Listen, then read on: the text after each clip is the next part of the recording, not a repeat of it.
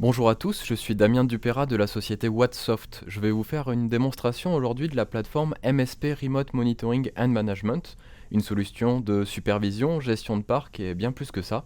On le verra à travers de ce webinaire. Donc là, vous avez sous les yeux la plateforme MSP Remote Monitoring and Management, une solution qui va vous permettre dans un premier temps d'avoir un aspect de proactivité, c'est-à-dire détecter les pannes avant qu'elles impactent concrètement vos clients. Dans un second temps, vous allez automatiser un maximum de choses grâce aux scripts et tâches automatisées que l'on va retrouver à l'intérieur du système. Et par la suite, vous allez développer vraiment une offre commerciale complète grâce aux différents modules qui sont proposés à l'intérieur, tels que l'antivirus, la sauvegarde en ligne ou le filtrage web. Je vais tout d'abord vous montrer comment faire les premiers pas sur cette plateforme, c'est-à-dire comment pouvoir déployer les agents et avoir les premières remontées d'informations. Donc avant de pouvoir déployer les agents, il faut se connecter à la console. Pour se connecter à la console, il faut avoir des identifiants. Donc pour cela, n'hésitez pas à aller sur notre page web sur le site Wattsoft pour obtenir une période d'évaluation du système de 30 jours ou bien contacter nos services. Pour contacter nos services, vous pouvez le faire par téléphone, par mail, il n'y a pas de souci. Donc une fois que vous avez vos identifiants, vous vous connectez à la plateforme. On peut se connecter au système par différents moyens, bien entendu un navigateur web. Je vous conseillerais plutôt Google Chrome ou Firefox. Il faudrait éviter d'utiliser Internet Explorer qui entraîne quelques soucis d'affichage de temps en temps. Il y a également des applications mobiles qui sont disponibles sur Android et sur iOS qui vous permettront d'avoir à portée de main, donc dans votre poche, l'ensemble du système avec la possibilité de faire des prises en main à distance si vous le souhaitez. Une fois que vous êtes connecté à la plateforme, donc via un navigateur web de préférence, il faudra tout d'abord créer le profil de votre client. Pour créer un profil client, il suffit d'aller ici dans Fichier, Ajouter un client. Donc là, on va lui donner un nom plutôt bateau pour la démonstration, on va l'appeler Démo. Vous voyez ici que vous avez des options complémentaires, l'option Tableau de bord, qui vous permet de déléguer un accès à votre client. C'est-à-dire que si votre client a un profil un petit peu technique, qui souhaite voir ce qui se passe sur son parc, on va lui donner un accès, et cet accès lui affichera uniquement ses serveurs et ses PC. On voit qu'on a la possibilité de lui donner quelques droits complémentaires. Pour la démonstration, on ne va pas activer cette option-là. Licence logicielle. Le système est capable de faire du travail sur les logiciels installés sur le parc, c'est-à-dire faire du décompte de licences. On sait par exemple que notre client possède 20 licences Office, donc on va mettre en place un système de décompte. Dès que le système va détecter que toutes les licences Office sont utilisées, on pourra générer un rapport qui nous affichera les alertes. Il y a également un système de liste noire. Si on ne veut pas voir certains logiciels présents sur le parc des clients, on va faire une liste noire de logiciels. Et si le système détecte les logiciels intégrés dans cette liste, une erreur sera émise également. Les rapports. Donc là, on voit qu'on a toute une gamme de rapports qui sont disponibles. Donc rapport serveur, rapport poste de travail. On voit qu'on a un rapport quotidien, un rapport hebdomadaire et un rapport mensuel. Donc là, ça sera à votre convenance et à la convenance du client. Il faut savoir que le rapport mensuel est vraiment très complet. Donc peut-être destiné aux clients qui sont un petit peu plus techniques, mais les rapports hebdomadaires sont vraiment accessibles à tout le monde, plutôt bien illustrés et compréhensibles. Le rapport qui est vraiment très sympa s'appelle le résumé de synthèse, c'est-à-dire que sur un même rapport, on va retrouver à la fois les serveurs et les postes de travail d'une façon plutôt sexy, si je peux me permettre le terme, au niveau graphique, et compréhensible. Donc n'hésitez pas à tester ce rapport-là, qui est vraiment super sympa à utiliser. Donc une fois que l'on a créé notre client, on va faire OK. On voit le client apparaître dans la colonne de gauche. À cette étape-là du process, on n'est toujours pas capable de déployer les agents. Pour pouvoir déployer un agent, il faut absolument ajouter un site. Donc qu'est-ce qu'on appelle un site? Ça va être une sous-partie qui va nous permettre de se repérer plus facilement. Généralement, le site porte le nom de la ville où se trouve le client. Donc on va ajouter un site. Donc je peux le faire soit en faisant clic droit sur le client ou en retournant ici dans le menu fichier et ajouter un site. Donc là, nous on se trouve dans la région bordelaise, donc on va indiquer Bordeaux. Vous voyez ici que vous avez la possibilité d'indiquer un modèle de surveillance pour déployer vraiment les services et options qui vous intéressent. Pour créer un modèle de surveillance, il faut aller dans le menu Paramètres. En fait, le modèle de surveillance va vous permettre de pré-packager un ensemble de vérifications qui sera déployé automatiquement à l'installation de l'agent. Donc pour la démo, on va laisser sur Inactif. Si on laisse le paramètre sur Inactif, l'agent va lancer une sorte de moteur qui va scanner l'ensemble du système d'exploitation et de vous faire remonter vraiment tout ce qui peut monitorer, donc c'est-à-dire la sauvegarde mise en place, l'antivirus, les différents services Windows qui sont lancés. Et c'est quelque chose qu'il faudra peut-être personnaliser par la suite si vous souhaitez ajouter 2-3 vérifications. On voit ici qu'on a la possibilité de paramétrer un menu qui s'appelle vérification des données en attente. Là, c'est tout simplement pour vérifier l'accès Internet chez les clients. C'est-à-dire que si l'ensemble des serveurs arrêtent de communiquer avec le cloud, pour X raisons, le cloud, enfin le système MSP Remote Monitoring, va tenter de faire des tests de ping sur les adresses IP des routeurs clients pour voir si le routeur répond toujours. Si le routeur répond, c'est-à-dire que la connexion Internet est toujours établie et que c'est un problème interne au site, donc il faudra regarder sur le réseau en interne. Donc là, j'ai créé mon client, j'ai créé mon site qui s'appelle Bordeaux, je valide. Je suis prêt à déployer mon agent. Donc sur quel type d'appareil je vais pouvoir déployer mon agent de supervision? Donc sur des environnements Windows, Linux et OS X. Les environnements mobiles sont gérés également, donc Android, iOS et Windows Phone. Donc le process de déploiement sera un petit peu différent, mais on le verra par la suite. Pour déployer l'agent, il y a deux grands moyens de le faire. La méthode manuelle, donc on va passer sur chaque appareil, rentrer ses identifiants, configurer les vérifications. Donc ça prend un petit peu de temps, c'est conseillé pour les petits parcs, on va dire de 1, 2, 3 machines grand maximum. Moi, ce que je vous conseille de faire, c'est faire le déploiement de masse. Donc on va y venir de suite. Pour déployer l'agent, vous cliquez sur le menu Agent ici. Vous allez ici dans Télécharger l'agent. Vous avez toujours deux versions d'agent Windows disponibles, une version stable et une version Release Candidate. Donc n'hésitez pas à utiliser les versions RC. L'éditeur a un process de test qui est vraiment très avancé. Donc quand il publie la version RC, c'est qu'il n'y a vraiment aucun bug qui se trouve à l'intérieur. N'hésitez pas à déployer ces versions-là. Une version OS X, et là vous retrouverez le répertoire pour l'installation sur Linux. Donc ça, c'est les méthodes, on va dire, manuelles qui apparaissent ici. Si je clique dessus, ça me télécharge un exécutable. Je lance cet exécutable, ça va me demander mon mail et mon mot de passe pour se connecter à la plateforme. Et ensuite, je vais configurer les services qui m'intéressent. Moi, je vous invite plutôt à utiliser ce modèle-là, le menu qui s'appelle Télécharger le package d'installation du site. Vous allez voir, c'est très simple. Donc vous cliquez, vous faites suivant. Vous allez choisir sur quel client et sur quel site vous allez déployer. Donc moi j'ai qu'un client et un seul site que je viens de créer. Je choisis la version de l'agent qui m'intéresse, donc la version stable, la version RC. Et là la version 9.13.8 est la dernière version de l'agent qui est compatible avec les environnements XP et serveur 2003. Donc ça peut être utile dans certains cas. Donc moi je vais choisir de déployer en version stable. Si j'ai un proxy sur le réseau, je configure ce qui va bien. Je fais suivant. Le système va me faire deux propositions. Donc la première proposition, c'est un package MSI pour faire une GPO, donc une stratégie de groupe. Ça, c'est disponible uniquement si on a un domaine présent sur le parc du client. L'option qui est sympa, c'est ce que l'on appelle l'option de télétravail. Donc en fait, l'agent de télétravail, c'est tout simplement un exécutable silencieux. C'est-à-dire qu'on va télécharger cet exécutable, le mettre par exemple sur une clé USB, le mettre sur un partage réseau du client, ou l'injecter tout simplement dans une console antivirus. Il y a certaines consoles antivirus qui sont capables de déployer des exécutables, comme celle de Kaspersky par exemple. Vous injectez l'agent dans la console et ça va diffuser l'agent sur tout le réseau de votre client en quelques minutes. Donc cet agent de télétravail est vraiment très pratique. Par exemple, si vous le mettez sur une clé USB, vous avez juste à double-cliquer dessus et il n'y a rien d'autre à faire. C'est-à-dire que ça travaille en arrière-plan, vous n'avez pas de fenêtre de communication, enfin de pop-up qui s'ouvre, tout se fait en arrière-plan. Vous double-cliquez, vous attendez quelques minutes et l'agent remonte dans la console. Vous avez la possibilité de transmettre cet agent via des liens de partage à vos clients. Si vos clients finaux possèdent les droits administrateurs pour installer sur un appareil et que vous ne souhaitez pas vous déplacer ou faire une prise en main pour installer leur PC, enfin l'agent sur leur PC, vous pouvez le partager via un lien Dropbox ou Google Drive. Enfin, différentes plateformes sont disponibles. Donc, une fois que vous avez déployé l'agent sur votre parc, vous aurez une console qui va ressembler à ça. Donc, un ensemble de serveurs ici, les postes de travail qui remontent sur l'onglet postes de travail, les appareils mobiles, services et réseaux. Donc, faites attention, il y a des filtres qui peuvent s'appliquer. Ici, vous voyez des filtres disponibles. Donc, si vous ne voyez pas vos PC apparaître, faites attention que le filtre ne soit pas activé. Donc, ce qui pourrait masquer l'affichage de certains éléments dans la console. Une fois que l'on a fait remonter nos serveurs et nos PC, nos appareils mobiles, on va être capable de déployer les services donc de supervision dessus.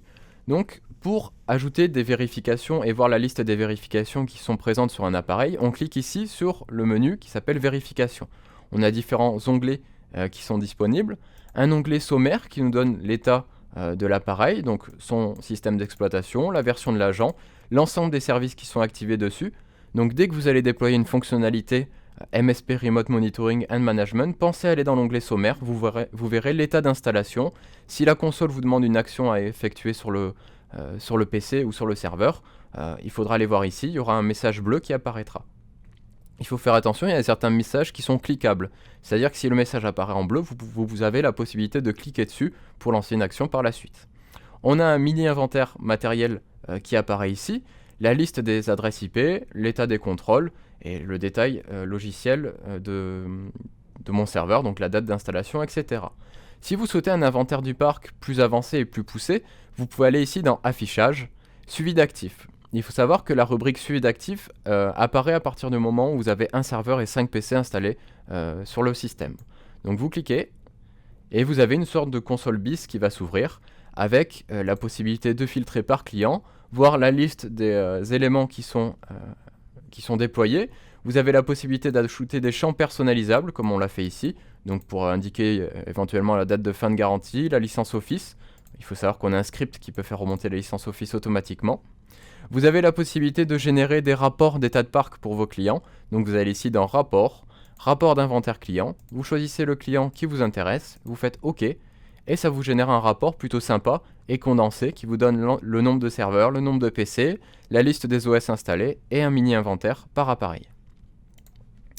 Ici, vous retrouvez l'onglet panne. L'onglet panne nous donne un historique de toutes les erreurs qui ont été enregistrées sur l'appareil ça nous permet de contrôler si une erreur revient de façon récurrente. L'onglet vérification, on l'a vu tout à l'heure. L'onglet commentaires, on a la possibilité de laisser des commentaires privés, des commentaires publics sur les machines. Donc les commentaires privés sont destinés uniquement à votre équipe de techniciens et les commentaires publics peuvent être délégués au client. Donc soit parce qu'on lui a donné un accès à sa plateforme, soit parce qu'on lui envoie le rapport de commentaires, donc un rapport qui condense tous les commentaires laissés sur les machines. La liste des tâches, donc un des points forts de la plateforme, ça va être automatiser un maximum de choses. Pour ça, on va utiliser des tâches automatisées.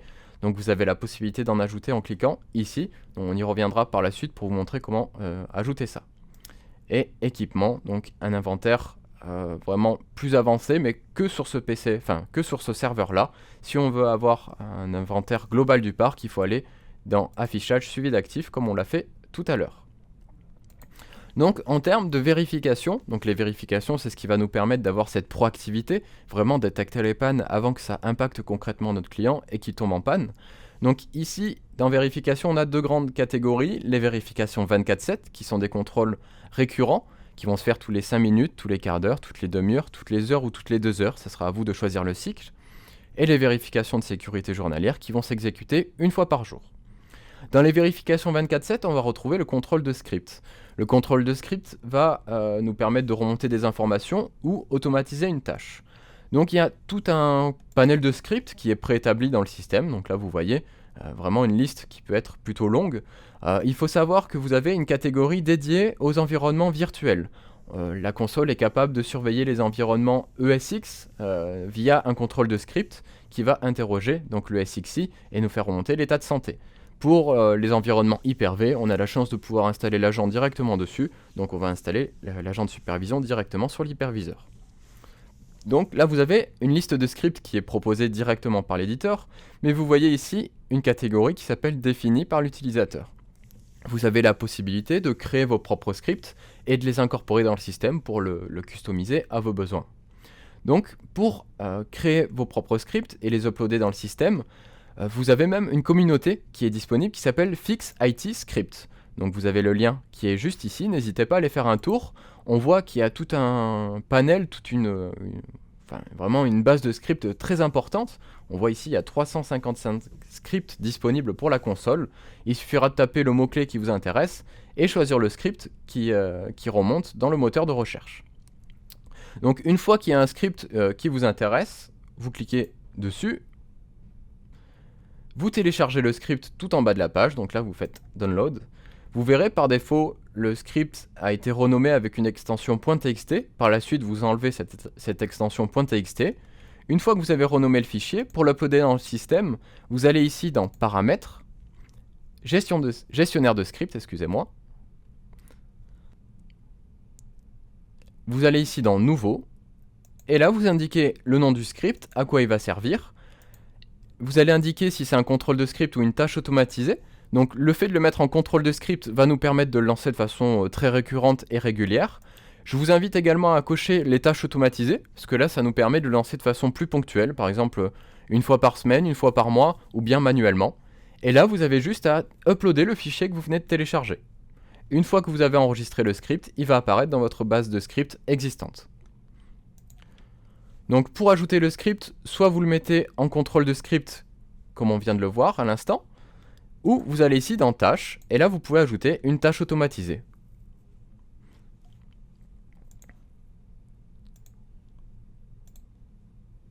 Voilà, donc le contrôle de script va nous permettre de remonter, par exemple, des licences logicielles. Comme je l'ai dit tout à l'heure, il y a des scripts disponibles sur FixITScript qui vous permettent de remonter les licences Office installées chez vos clients. Vérification de bande passante, là va nous permettre de contrôler l'utilisation de bande passante d'une carte réseau, d'un switch ou d'un routeur, et savoir si ça arrive à saturation, donc ce qui peut entraîner des ralentissements chez vos clients. Vérification de l'espace disque dur, on va être capable de mettre en place des alertes sur l'espace disque disponible et être alerté si l'espace du disque système arrive à saturation, ce qui peut entraîner un crash du serveur. Il faut savoir qu'on a la possibilité de mettre en place des actions en cascade, enfin j'appelle ça comme ça, c'est-à-dire que là on va mettre en place un contrôle qui va nous dire si l'espace disque sur C est inférieur à 15%, je peux attribuer une tâche, donc là je valide. Il va me demander quelle tâche je souhaite lancer. Donc, je crois qu'il y a une tâche qui doit s'appeler fichier temporaire. Voilà. Donc, nettoyage des fichiers temporaires. Là, on va être capable de dire au système, donc tu m'alertes si mon disque dur arrive à moins de 15% d'espace disponible. Si on a atteint ce seuil critique, tu lances automatiquement une action qui va effacer les fichiers temporaires, ce qui va laisser un petit peu plus de temps aux techniciens pour intervenir sur l'appareil et pour libérer, effacer des vieux fichiers qui ne sont plus utilisés, ou bien tout simplement pour mettre un disque plus imposant pour permettre au système de fonctionner correctement. Vérification de la taille du fichier, donc là on va cibler un fichier, un dossier, et indiquer un seuil de détection. On va dire au système, si ce fichier ou ce dossier dépasse X gigas ou X mégaoctets, tu m'envoies une alerte. Vérification de performance, donc là ça va être le nerf de la guerre en termes de vérification. On va vérifier tout ce qui est processeur, mémoire RAM. Je vais vous donner un petit exemple, donc là l'utilisation des disques. Donc le temps d'utilisation des disques. Donc là, si le temps d'utilisation monte un petit peu trop, donc arrive dans le rouge, ça veut dire que le disque qu'on a installé sur l'appareil est peut-être pas assez rapide par rapport à la fonction qu'on lui demande, ou tout simplement qu'il y a trop d'applications qui tournent sur ce même serveur. L'utilisation de la mémoire. Il faut savoir qu'on a des graphes qui peuvent être générés. Donc c'est sur l'historique de surveillance, donc un historique sur 24 heures et un historique sur 8 jours. En orange, vous avez les valeurs maximum enregistrées, et en vert, vous avez les valeurs moyennes. Donc là, vous voyez que le serveur est très peu sollicité. Là, vous voyez qu'il y a peut-être un petit peu plus d'utilisation sur la mémoire. Donc n'hésitez pas à regarder ces graphes, ça vous permet de réajuster vos seuils de vérification. Donc quand vous installez l'agent, on va dire les premiers jours, il va vous remonter beaucoup d'erreurs. Il faut laisser l'agent installé sur une période de 8 jours, parce que là, vous pouvez voir la valeur moyenne qui est utilisée sur le serveur et réajuster le seuil de vérification un petit peu au-dessus de cette valeur moyenne pour recevoir des alertes vraiment pertinentes et recevoir des alertes uniquement lorsque vous en avez besoin. Il faut savoir que si vous recevez trop d'alertes, il y a un autre point que vous pouvez ajuster. Vous allez ici dans Paramètres. Après, ça va être dans Paramètres d'alerte, Alerte, Stratégie d'alerte. Et ici, vous allez pouvoir définir dans la console à partir de quand vous recevez des alertes. Donc par exemple sur la vérification de l'antivirus, sur la bande passante, sur les contrôles de script. Vous avez la même chose sur les postes de travail. Donc là, je vous laisse ajuster les réglages pour mettre les choses les plus adaptées à l'utilisation de l'outil pour avoir des alertes uniquement quand c'est nécessaire.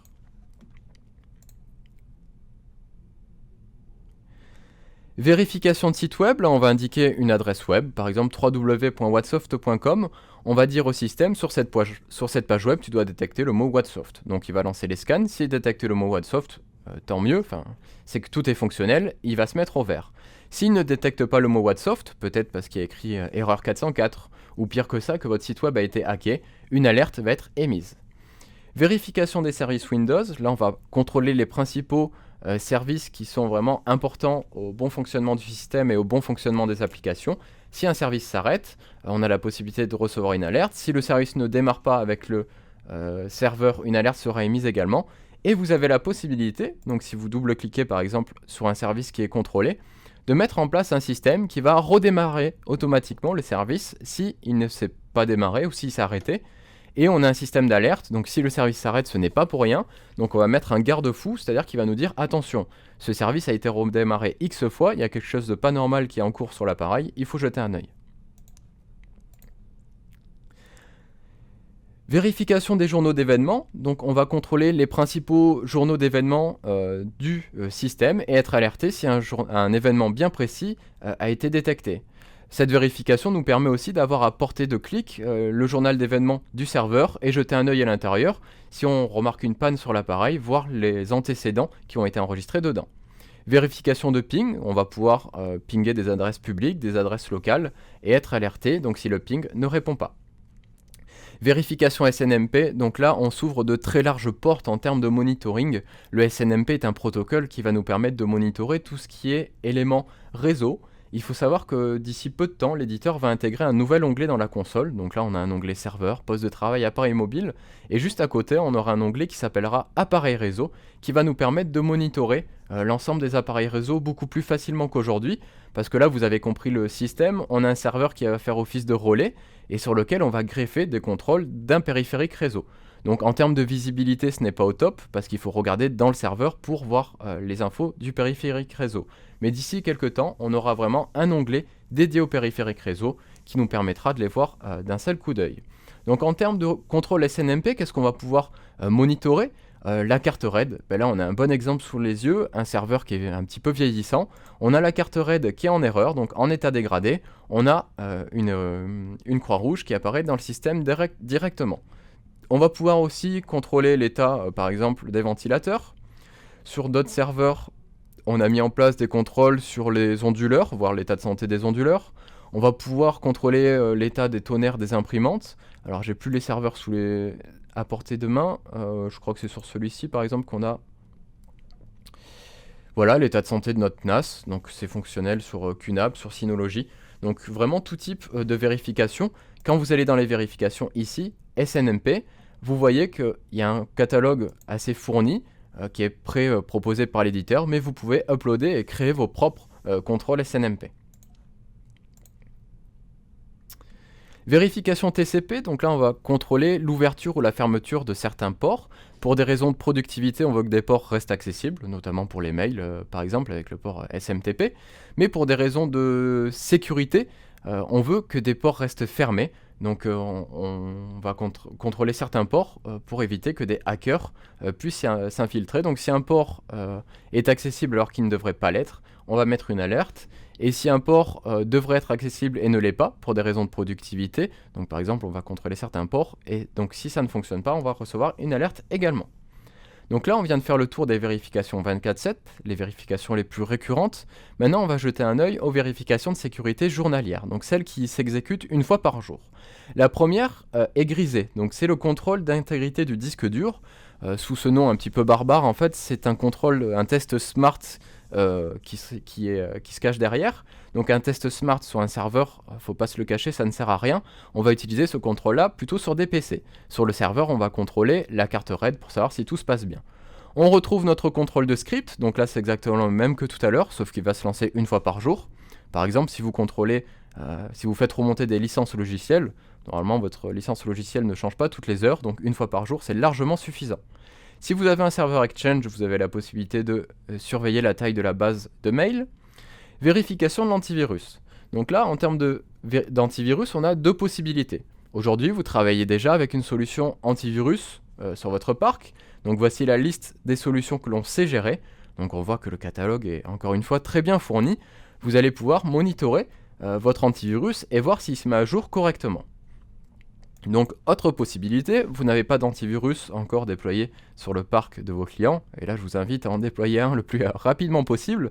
Là vous pourrez le faire directement depuis le système MSP Remote Monitoring. Il suffit d'aller dans le menu ici Paramètres, Antivirus géré, Et là, on vous propose un antivirus en fait basé sur la technologie Bitdefender. Pour déployer l'antivirus, vous pouvez le faire sur tous vos serveurs, sur tous vos PC. Il suffit ici de passer le paramètre sur actif et ça va déployer la solution. Donc nous, on est partenaire officiel Kaspersky, donc on a déployé Kaspersky sur notre parc. Mais pour la démo, je vous montre sur le PC que j'utilise actuellement, c'est l'antivirus qui est proposé dans la console, donc la technologie Bitdefender. Comme vous le voyez, il est proposé en marque blanche. En surbrillance, ça affiche Whatsoft Antivirus, c'est moi qui l'ai appelé comme ça. Si je clique dessus, donc ça rassure directement le client final. Il voit que tout est ouvert, que son système est protégé. Donc en termes d'action en local, il voit l'état de l'antivirus, il peut lancer des scans, il voit la liste des événements qui ont été enregistrés. S'il clique ici, il a la liste des informations donc pour vous contacter. Encore une fois, une marque blanche à 100%. Et vous, de votre côté, donc côté technicien, côté support, si je vais sur l'appareil, donc à distance, je vais pouvoir faire des actions sur le système, donc depuis une console centralisée. Donc là, imaginez, depuis la même console, c'est-à-dire votre console de supervision, vous permettra également de surveiller vos installations antivirus. Donc sur mon PC qui est équipé de l'antivirus, vous voyez que j'ai des onglets complémentaires qui apparaissent. Donc ici, antivirus. Je vois la liste des menaces qui ont été détectées, l'ensemble des analyses qui ont été menées et la zone de quarantaine. D'un clic droit sur l'appareil, je peux aller ici dans la rubrique qui s'appelle antivirus géré, lancer une analyse rapide, approfondie, forcer la mise à jour ou arrêter momentanément la protection de l'antivirus si j'en ai besoin pour faire une maintenance ou installer un logiciel bien particulier. Donc antivirus, je fais un petit récap, on a deux possibilités, soit on monitore une installation existante, soit on déploie le moteur Bitdefender en quelques clics grâce à l'agent de supervision. Pour la sauvegarde, exactement le même principe. Aujourd'hui, vous travaillez avec Backup Assist, Acronis, Vim, enfin toutes les solutions bien connues du marché. On va pouvoir les monitorer grâce à la plateforme. Donc si une sauvegarde se passe mal, une erreur sera émise dans le système. Autre possibilité, d'un simple clic, vous retournez dans Paramètres. Ici, on a un onglet Sauvegarde et reprise. Vous allez ici dans Paramètres et vous allez choisir les appareils que vous souhaitez déployer. Il faut savoir qu'en passant par le menu paramètres, là on va travailler sur une stratégie de déploiement de masse, comme on l'a vu tout à l'heure, soit sur tous les serveurs, soit sur tous les PC. Si vous souhaitez l'activer uniquement sur un appareil, vous pouvez double-cliquer dessus, donc vous avez une pop-up qui apparaît, et vous allez pouvoir vous rendre directement dans le menu qui s'appelle Sauvegarde et reprise pour activer la sauvegarde uniquement sur cet appareil-là. Donc vous allez ici dans Sauvegarde et reprise et vous mettez actif. Une fois que vous avez mis actif, ça va prendre quelques instants pour se déployer sur le PC. Et sur le PC, donc vous verrez ici apparaître un logo qui s'appelle Backup Manager. Vous double-cliquez dessus, ça s'ouvre dans un navigateur relativement très rapidement. Et là, vous voyez une interface qui est claire et très efficace. On voit l'ensemble de nos sauvegardes. Si je clique ici, j'ai l'historique des sessions, je vois ce qui a été sauvegardé. C'est une solution très polyvalente. Elle va savoir faire des choses toutes simples comme de la sauvegarde de fichiers, de dossiers. Et ça, toutes les sauvegardes se font en Delta Block. Et on peut aller jusqu'à du plan de reprise d'activité. Donc on peut faire des sauvegardes d'images système, des sauvegardes Hyper-V, VMware, base de données, donc SharePoint, Oracle, MySQL, MS SQL, Exchange. Donc ici, vous allez dans sauvegarde, vous paramétrez ce que vous souhaitez sauvegarder. Donc là, les sources disponibles apparaissent, sont auto-détectées, donc il n'y a pas tout qui s'affiche sur mon PC, mais si vous êtes sur un serveur, il y a beaucoup plus de choses qui apparaissent. Dans Préférences, ici, vous avez des options plutôt sympas, donc vous pouvez changer la langue du produit, recevoir des rapports sur l'état des sauvegardes, vous pouvez mettre des scripts avant et après la sauvegarde, un proxy si besoin, performance, donc limiter l'utilisation de la bande passante pendant les horaires de travail pour ne pas impacter le client. Le Local Speed Vault va vous permettre de faire une copie des fichiers en local. Donc la sauvegarde qui vous est proposée est une sauvegarde hybride. C'est-à-dire que par défaut, elle envoie les données dans le cloud de l'éditeur. Et vous avez la possibilité de faire une copie en local sur un NAS, un RDX, un disque dur pour pouvoir restaurer beaucoup plus rapidement, avoir une double copie des fichiers et en plus de ça avoir une continuité de service. Je m'explique quand je dis ça, c'est-à-dire que si Internet tombe en panne chez votre client, la sauvegarde va continuer à se faire en local et dès que le web sera réparé, une synchronisation avec le cloud sera effectuée. L'archivage, donc le produit vous propose un versionning de 28 versions. Si 28 versions ce n'est pas assez, vous pouvez faire un archivage pour conserver les données plus longtemps. Des filtres de sauvegarde pour empêcher Monsieur Dupont de sauvegarder ses films de vacances par exemple. Dans Avancé, on va pouvoir changer la destination des fichiers temporaires. Utilisateur alternatif de la sauvegarde, là-dessus c'est une petite option qui va nous permettre de se protéger des crypto-lockers. C'est-à-dire qu'on va donner un profil utilisateur dédié à l'outil de sauvegarde. On va par exemple mettre en place un NAS chez le client. Ce NAS, on va autoriser un seul profil à écrire dessus. Donc ce qui va permettre de protéger ce NAS d'un potentiel crypto-locker sur le réseau. Il y aura uniquement l'utilitaire de sauvegarde qui sera capable d'aller écrire dessus. Le seeding, si vous avez des clients qui ont des bandes passantes relativement faibles, vous allez pouvoir faire un seeding. C'est-à-dire que vous avez la chance au bureau ou chez vous d'avoir une connexion très intéressante, enfin très rapide, style VDSL, SDSL ou fibre optique. Vous allez pouvoir faire une première sauvegarde sur un disque dur externe chez votre client. Vous prenez les données avec vous et vous allez pouvoir uploader ça sur une connexion qui est beaucoup plus rapide. Dès que l'upload est terminé, la sauvegarde reprend son cours en mode Delta Block chez le client. Si vous n'avez pas de connexion, on va dire rapide, que ce soit chez vous ou au bureau, il faut savoir que Wattsoft vous offre la possibilité de faire l'upload à votre place. On a une connexion fibre symétrique, donc il suffit de nous envoyer les disques et on fait l'upload pour vous faire gagner du temps. Sauvegarde de l'image en mode veille, donc là c'est une notion qui permet de faire une reprise d'activité vraiment très rapide, c'est-à-dire que le système est capable de générer un fichier VHD et de le mettre à jour quotidiennement sur le réseau. Donc on va avoir notre serveur par exemple ou notre PC, une image système de cet appareil qui va se faire tous les jours et en plus de ça un fichier VHD qui va être stocké quelque part sur le réseau qui va se mettre à jour quotidiennement et qu'on aura à disposition pour reprendre une activité de façon très rapide. Donc un utilitaire de sauvegarde, encore une fois à portée de clic, depuis le même système vous aurez accès à votre outil de supervision, à votre antivirus et à la sauvegarde. On retrouve le même principe que pour l'antivirus, un onglet sauvegarde qui apparaît ici avec la liste des sessions de sauvegarde qui ont été effectuées, la possibilité d'administrer à distance notre utilitaire de sauvegarde. Donc je vais ici dans sauvegarde et reprise, je peux lancer les sauvegardes, restaurer des fichiers et administrer à distance. En fait, comme si je faisais une sorte de mini prise en main sur mon utilitaire, ça m'ouvre un onglet en page web. Je vais voir l'utilitaire apparaître, donc là vous voyez que ça prend un petit peu plus de temps parce que y a ça attaque par des adresses publiques, mais je retrouve exactement mon même utilitaire comme si j'étais en local sur l'appareil.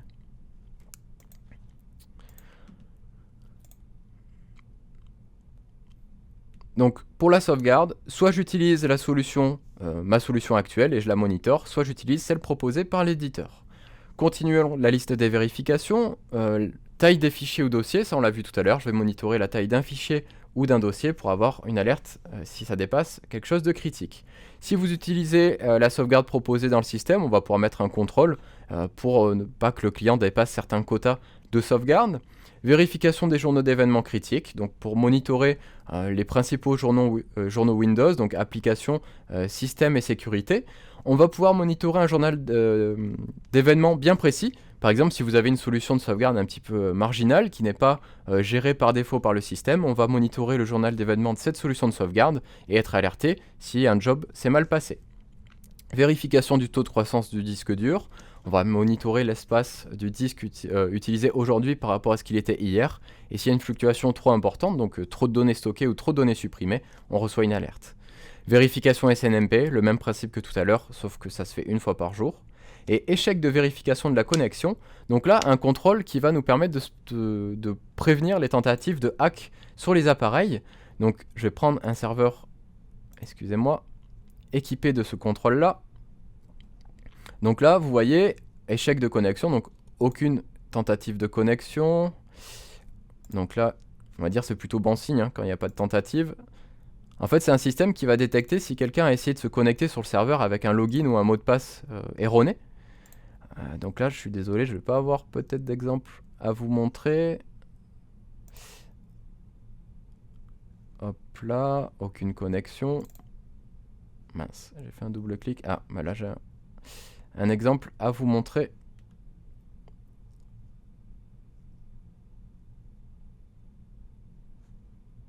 Hop. Donc là, vous voyez, on a 241 connexions échouées. Si je clique dessus et que j'appuie sur le petit plus ici, je vois les adresses IP qui ont tenté de se connecter à l'appareil. Donc là, on voit que c'est très certainement un bot qui essaie de se connecter. Donc avec cette adresse IP, il suffit de la blacklister, donc sur le pare-feu ou avec la solution antivirus qui est proposée sur le serveur. Donc là, on a fait le tour des vérifications, donc sur la partie proactivité, des vérifications 24/7 qui sont très récurrentes et des vérifications de sécurité journalières qui vont s'exécuter une fois par jour. Donc grâce à ces contrôles-là, on va pouvoir avoir des alertes vraiment proactives, détecter les pannes avant que ça impacte les clients. Donc une fois qu'on a les alertes qui sont relevées, qui sont remontées dans le système, on va être intéressé pour faire des prises en main à distance. Et là, un gros point fort du système, il intègre beaucoup de possibilités d'accéder à distance sur les appareils. Donc ici, vous voyez, on a un logo qui s'appelle le Tech Control. Donc dans la console, on va faire le récap de tous les outils prise en main à distance qui sont à votre disposition. Donc on a la technologie Tech Control. La technologie Tech Control est scindée en deux produits, si je peux dire. Une technologie qui va fonctionner sous TeamViewer et une technologie qui va fonctionner sous la technologie MSP Anywhere, donc proposée par l'éditeur. Pour activer la prise en main à distance, encore une fois, vous avez compris le concept, on va dans Paramètres, Tech Control et Paramètres ici. Avant de déployer peut-être l'outil sur l'ensemble de vos serveurs et l'ensemble de vos PC, je vous invite à personnaliser la stratégie de déploiement. Donc vous allez créer une stratégie qui vous intéresse ou sinon utiliser celle qui est faite par défaut. Et là, vous allez pouvoir modifier certains points. Donc changer la langue d'utilisation, mettre en français. Si vous cochez la case moniteur uniquement, vous allez être capable de voir l'écran uniquement et pas faire de prise en main à distance sur l'appareil, c'est-à-dire pas contrôler la souris et le clavier. En termes de sécurité, on peut forcer l'approbation de l'utilisateur, faire apparaître un message, lui dire un technicien souhaite contrôler votre PC, êtes-vous d'accord, oui ou non. Si l'utilisateur ne répond pas après un certain temps, on peut estimer qu'il n'est pas présent sur sa machine et on peut lancer automatiquement la prise en main si on coche cette option. On peut verrouiller l'appareil à la fin de la session. On peut faire des prises en main totalement invisibles, c'est-à-dire que si je décoche cette option, l'utilisateur final ne verra pas que je contrôle son PC. Donc là, faites attention avec le respect de la vie privée. Méthode d'authentification, donc on peut forcer la mise en place d'un mot de passe ou d'une authentification pour accéder à l'appareil. En termes de performance, je vais pouvoir personnaliser certains points pour avoir une connexion plus rapide sur les appareils. Donc une fois que j'ai paramétré ma stratégie, je vais dans Paramètres, donc Paramètres, Tech Control et Paramètres. Là, je retrouve l'ensemble de mes serveurs. Là, vous allez pouvoir indiquer si c'est actif et choisir le moteur qui vous intéresse. Donc soit la technologie TeamViewer, soit la technologie MSP Anywhere et choisir la stratégie que vous avez peut-être personnalisée auparavant. Donc une fois que vous avez déployé l'outil, ici vous voyez la colonne Tech Control qui apparaît. Donc avec une petite pastille verte qui nous dit si c'est actif ou pas. Si je vais dans Sommaire ici, il nous indique quelle est la technologie qui est utilisée. Donc sur ce serveur-là, c'est le Tech Control sous la technologie TeamViewer qui est exploité. Donc si je clique ici, ça me télécharge un fichier TVC qui est reconnu par TeamViewer. Donc on voit qu'on travaille sur la version 12 de TeamViewer. Il n'y a pas de limitation en termes de canaux simultanés. Donc là, on va passer la petite pub sur la nouveauté de la V12 et on voit que la connexion se lance instantanément. Sur ce serveur-là, on voit que j'ai la technologie, MSP Anywhere qui est activée. Donc le même principe, je clique sur Tech Control et là, ça me lance une prise en main avec la technologie MSP Anywhere. Il faut savoir que les outils de prise en main sont compatibles sur Windows et sur OS X. Malheureusement, pour Linux, pour le moment, on n'a pas de solution à vous proposer. Autre possibilité de faire des prises en main à distance, ça va être l'intégration TeamViewer. Vous voyez qu'ici, j'ai un logo TeamViewer qui apparaît. Si vous possédez déjà une licence TeamViewer que vous avez achetée, donc ça fonctionne à partir de la version 7 de TeamViewer, ça commence à remonter un petit peu, on va pouvoir faire ce que l'on appelle une intégration. C'est-à-dire que l'agent de supervision va détecter que vous avez TeamViewer d'installer sur le serveur ou sur le PC, et il va créer une sorte de lien, une sorte de raccourci, qui vous permettra d'un simple clic, si je clique là, de lancer une prise en main à distance, mais en utilisant ma licence TeamViewer, au lieu d'utiliser celle qui est proposée par l'éditeur. Donc ça peut être utile dans certains cas si vous préférez conserver votre propre licence TeamViewer. Autre outil de prise en main à distance, un outil un petit peu spécifique qui change du quotidien et qui va nous permettre de ne pas déranger l'utilisateur lorsqu'on fait une prise en main. Vous voyez ici, j'ai un logo qui s'appelle les tâches de fond à distance. En fait, les tâches de fond à distance vont nous permettre d'intervenir sur le PC ou sur le serveur du client sans qu'il ne le voie. Donc là, j'interviens sous forme de ligne de commande. J'ai la liste des processus qui sont lancés sur le système. Donc si je veux, je peux faire un clic droit, terminer un processus qui a planté ou qui embête mon utilisateur. Et exactement la même chose avec les services. Je peux arrêter, redémarrer un service si j'en ai envie. Autre outil de prise en main qui est proposé dans la console, c'est un outil de prise en main ponctuel. Donc vous allez ici dans Accès à distance, télécharger le client d'assistance. Donc ça, c'est sur votre PC ou le PC de vos techniciens. Vous allez installer cet utilitaire et vous allez envoyer ça à votre client. Donc c'est une technologie un petit peu obsolète, faut se l'avouer, qui est utilisée, qui est basée sur WinVNC, donc qui n'est pas très bien optimisé en termes de bande passante. Il peut avoir des latences qui sont rencontrées, mais ça vous permet de faire des prises en main ponctuelles sur un client qui n'aurait pas d'agent de supervision déployé. Autre module complémentaire, donc là on a vu tout ce qui est supervision, prise en main à distance, on a vu la sauvegarde, on a vu l'antivirus. Maintenant on va voir un outil qui s'appelle le Web Protection ou Protection Web en français. C'est un utilitaire qui va nous permettre de faire de la restriction web, donc on peut vouloir restreindre le web pour deux aspects. L'aspect de sécurité, c'est-à-dire empêcher les utilisateurs d'aller sur des sites contrefaits, empêcher des menaces présentes sur l'appareil de contacter l'extérieur, pour télécharger des packages complémentaires, comme le font les CryptoLockers. Donc là, si je me mets sur l'appareil que j'utilise actuellement, je vais le retrouver. Non, c'est pas celui-ci.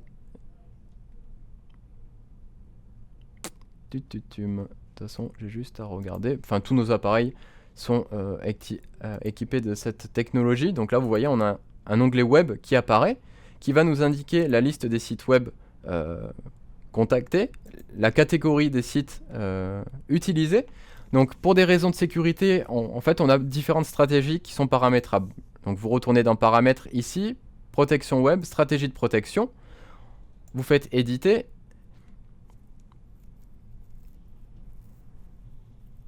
Donc sur l'aspect sécurité, on va voir des catégories, et sur l'aspect productivité, on va avoir des catégories également que l'on peut bloquer ou non.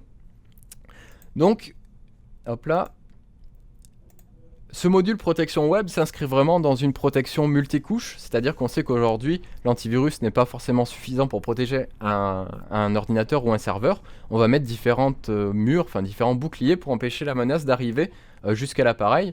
Donc la sécurité multicouche, ça va être donc du filtrage mail pour empêcher les mails d'arriver sur les serveurs, les mails infectés d'arriver sur le réseau client. Donc il faut savoir que dans l'onglet service, vous pouvez activer le produit qui s'appelle MSP Mail, donc service, vous faites ajouter un service et vous pourrez créer un compte MSP Mail pour filtrer les mails de vos clients. Donc ça, c'est un service intégré dans le système également.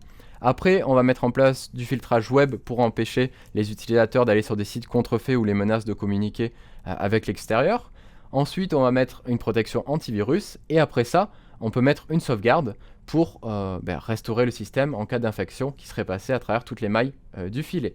Vous voyez que le protection web intègre aussi un petit utilitaire qui s'affiche dans la barre système. Donc si un site web est bloqué, on a une notification qui apparaît. Autre fonctionnalité proposée par le système, c'est l'onglet réseau. Donc l'onglet réseau va nous permettre de déployer et de détecter les agents sur le réseau très rapidement. À partir du moment où vous avez un agent de supervision installé sur un poste ou sur un serveur, cet agent va être capable de scanner l'intégralité du réseau. Donc pour enclencher le scan, il faut cliquer ici sur Réseau, Gérer un nouveau réseau. Donc je vous laisse suivre le process d'intégration. Une fois que vous avez mis en place le scan du réseau, vous verrez ici l'ensemble des appareils connectés et vous aurez même la possibilité de pousser l'installation des agents sur les appareils Windows et Mac détectés sur le réseau. Donc pour que cette fonction soit disponible, il faut avoir un domaine sur le réseau du client. En termes de services complémentaires, on a les appareils mobiles également qui sont gérés. Donc je le répète, Android, iOS, Windows Phone, il y a quelques fonctionnalités qui peuvent différer suivant le système que l'on utilise. Donc là, on voit un appareil que l'on a mis en place, donc c'est un Android. On a la géolocalisation qui est disponible. Hop là, je vais fermer ça. Donc il y a différentes stratégies de protection qui peuvent être exploitées, donc pour brider certaines fonctionnalités si on ne veut pas tracer tous les utilisateurs. La liste des applications installées, la liste des messages, la liste des appels, l'utilisation des datas faites sur l'appareil. Et en termes de commandes, donc là ça va être des notions de sécurité, on va pouvoir bloquer l'appareil à distance ou le formater si on a totalement perdu le téléphone ou s'il a été volé pour effacer les données sensibles qui se trouvent à l'intérieur. Il faut savoir que l'on peut approvisionner à distance des comptes de messagerie, des points d'accès Wi-Fi, donc si on veut le faire en masse directement sur tout un parc. Autre option proposée dans le système, vous voyez ici que j'ai des petites notifications qui apparaissent. Ce module s'appelle Logic Card. Logic Card est un système qui nous permet en fait d'analyser toutes les remontées faites par les agents de supervision et nous émettre des notifications relativement très intéressantes sur notre parc et sur l'informatique en général. Donc là, il nous donne des infos pour se protéger des cryptolockers. Il m'informe que j'ai un serveur 2003 présent sur mon parc, qui a un bug présent sur Flash. Il va me dire que j'ai des PC qui ont des correctifs qui sont en attente. Donc là, ça me permet de rebondir sur un module, une fonctionnalité qui est le patch management. À partir du moment où vous avez l'agent de supervision installé sur un appareil, vous aurez la possibilité d'appliquer automatiquement les mises à jour Windows et les mises à jour de logiciels tiers comme Java, Flash Player, Silverlight, les choses qui sont très embêtantes au quotidien parce qu'il y a pas mal de mises à jour. Donc là, vous voyez, si vous allez donc dans Paramètres, Gestion des correctifs, encore une fois, donc vous avez compris le principe, dès qu'on veut activer un service, on va dans Paramètres, Gestion des correctifs, et là, vous allez paramétrer la stratégie et ensuite choisir sur quel appareil vous allez l'activer. Donc on a la liste des correctifs manquants, la liste des correctifs installés. Donc si je vais dans les stratégies, oula, je me suis trompé, donc stratégie d'approbation, là ça nous permet de choisir quels sont les correctifs que l'on va installer de façon plus granulaire. Mais je vais ici dans Paramètres. Donc je vais choisir sur quel client je mets en place le système. Par exemple, hop là, démo. Je choisis de le mettre sur actif. Et là, vous allez pouvoir activer donc un mode alerte, il se met en rouge dès qu'il manque des correctifs. Un mode rapport, il vous informe juste qu'il y a des correctifs en attente. Un gestionnaire de vulnérabilité qui est disponible, qui vous indique s'il y a des failles potentielles qui peuvent être présentes sur l'appareil. Et là, ce qui nous intéresse, donc la planification. Il faut savoir que quand il va scanner le PC ou le serveur, c'est une tâche qui est un petit peu lourde et qui peut entraîner des ralentissements. Donc si les utilisateurs se plaignent de ralentissement pendant les scans du gestionnaire de correctifs, je vous invite à mettre une fréquence qui est un petit peu moins, on va dire, récurrente. Donc par exemple, soit une analyse manuelle, soit une analyse programmée qui se fera une fois par semaine. L'approbation, donc là on va dire au système, tu installes automatiquement les mises à jour Microsoft quand ils sont critiques ou importants. Autres fournisseurs, donc ça va être tout ce qui est Java, Flash, etc. Donc vous allez faire pareil, donc indiquer critique important, donc le mettre automatiquement, donc en autorisé. Une fois que le correctif a été approuvé, on va choisir quand est-ce qu'on l'installe, donc une installation programmée ou manuelle avec l'heure et les jours qui nous intéressent. Et là, quelque chose de très important, pensez bien à configurer le redémarrage, parce que sur un serveur, ça peut être très critique si on redémarre le serveur alors qu'il ne le faut pas. On peut recevoir un mail si un correctif a été mal déployé. Donc pensez bien à mettre en place le patch management chez vos clients. Ça va vous faire gagner du temps, parce que si vous n'avez pas mis les droits administrateurs à vos clients finaux, ils peuvent passer leur temps à appeler votre support pour l'installation de correctifs. Ça garantit également la sécurité du parc. On sait très bien que quasiment toutes les failles dans les grandes entreprises sont passées par des patchs qui n'ont pas été appliqués et des petites applications qui n'étaient pas à jour. Donc là, c'est vraiment quelque chose qui est à votre portée et qui va vous faire gagner beaucoup de temps. C'est quelque chose de très chronophage, l'installation des correctifs. Donc là, le système va le faire à votre place. Je pense que j'ai fait un tour assez complet de l'utilitaire. Enfin, vous voyez que la plateforme est vraiment très vaste et très fournie en termes de possibilités. Si vous avez des questions complémentaires, n'hésitez pas à contacter nos équipes. Vous pouvez le faire par téléphone ou même par chat. Ici, si vous cliquez sur la petite barre bleue Support Whatsoft, vous avez toutes les infos pour nous contacter. Donc un numéro de téléphone, vous pouvez créer un ticket de support. Et ici, un système de chat qui nous permettra de vous répondre de façon quasi instantanée. Donc je vous remercie d'avoir suivi cette présentation et j'espère vous dire à très bientôt pour la suite de vos essais. Merci.